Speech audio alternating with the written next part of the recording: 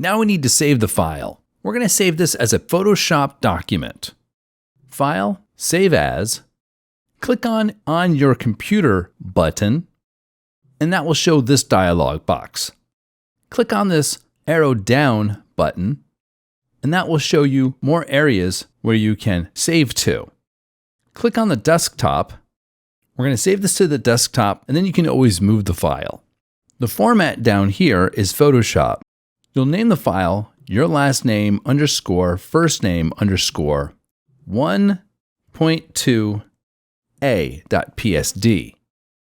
The next meme you make for this assignment is going to be B, so you'll have A and B. Let's save this on the desktop and then click OK. So on your desktop, you should have the JPEG that you downloaded from the assignment page for this assignment, and you should have a PSD now.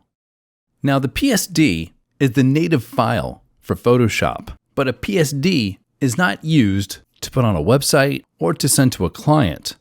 What they're looking for is a flattened version of a PSD called a PNG or a JPEG. So we have to create that next. So in Photoshop, we're going to save this again. File, click on Export, Quick Export as PNG. In the dialog box, click on Desktop.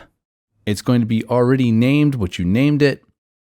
The extension is going to be PNG, and we'll click Save. Now we have a PNG on our desktop. This PNG is what you're going to submit for this assignment, and then you can throw this away.